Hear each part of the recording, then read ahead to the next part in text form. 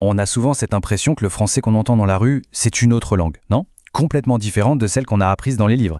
Eh bien si c'est le cas, rassurez-vous, c'est tout à fait normal. On va voir ensemble pourquoi ces conversations rapides semblent si compliquées et surtout comment enfin les déchiffrer. Allez, un exemple tout simple que tout le monde connaît. À l'école, on apprend la phrase parfaite. Je ne sais pas. Mais dans une conversation de tous les jours, on entend plutôt je sais pas. Cette transformation, ce mot qui rétrécit littéralement sous nos yeux, eh bien c'est vraiment le cœur du problème. En fait, la clé pour tout comprendre, c'est d'accepter une idée simple. Il n'y a pas un français, mais bien deux. Il y a le français de l'écrit, celui qui est complet, bien structuré, et puis il y a le français de l'oral, qui a ses propres règles. Et attention, ce n'est pas du mauvais français, loin de là, c'est juste un mode de communication optimisé. À l'oral, le but du jeu, ce n'est pas d'être parfait comme dans un livre, pas du tout. Le but, c'est l'efficacité. Pour aller plus vite, qu'est-ce qu'on fait? On coupe des mots, on avale des lettres, on lit les sons, bref, on simplifie tout. C'est une langue faite pour la vitesse. Cette phrase, elle résume absolument tout. L'idée, ce n'est pas la correction à tout prix, c'est la transmission immédiate. On veut être compris, et tout de suite. Bon, alors concrètement, comment ça se passe ce rétrécissement? Allons voir quelques exemples, les plus courants, ceux qu'on entend absolument tous les jours. On reprend notre exemple du début. Je sais pas ou même je sais pas. Alors ici, que se passe-t-il? D'abord, le nœud de la négation, il disparaît. C'est la règle numéro 1 non écrite du français parlé. Et bien souvent, le « je » finit par se coller, par fusionner avec le mot d'après. Imaginez la scène, une conversation super banale. Tu viens ce soir? Je sais pas. C'est fluide, c'est rapide, et pour un natif, c'est 100% naturel. Allez, un autre, un qui est absolument vital, ya. Pour il y a. Le pronom il est complètement passé à la trappe, on garde juste le son ya. Et ça, on l'entend partout, tout le temps. On est dans le métro, c'est l'heure de pointe, personne, mais alors personne ne va dire « il y a du monde aujourd'hui ». Non, le réflexe c'est de dire « il y a du monde aujourd'hui ». C'est automatique.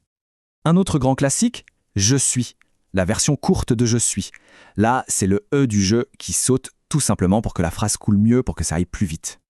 Par exemple, après une longue journée, on entendra « je suis crevé ». C'est beaucoup plus direct, ça transmet l'émotion de manière plus naturelle. C'est vrai, on peut dire que les Français mangent vraiment leurs lettres. D'accord, mais alors, pourquoi notre cerveau a tant de mal avec ça? Ce n'est pas qu'on manque de vocabulaire, non, le problème est ailleurs. C'est un vrai choc cognitif, une déconnexion totale entre ce qu'on s'attend à entendre et ce qu'on entend vraiment. Quand on apprend une langue de manière classique, notre cerveau est conditionné. Il est programmé pour chercher des mots et des sons bien précis, ce qu'il a appris. Voilà, le cerveau cherche cette structure complète. Je ne sais pas.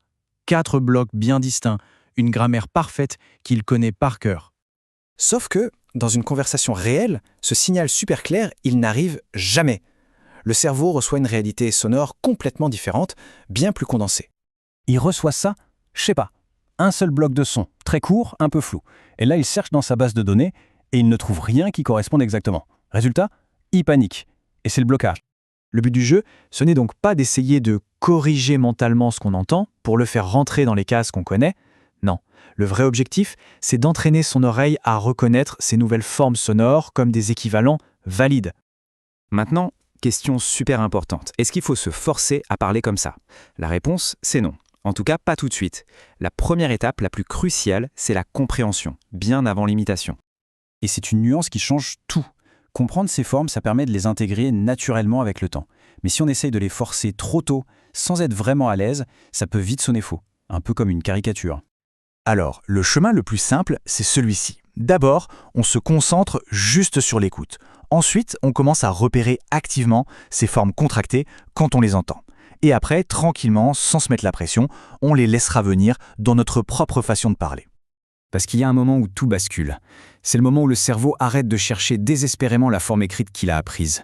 Et c'est là que les conversations qui paraissaient incroyablement rapides se mettent soudain à ralentir dans notre tête. Les gens ne parlent pas moins vite, c'est juste notre cerveau qui décode beaucoup plus vite. Finalement, il ne faut pas voir le français oral comme une autre langue.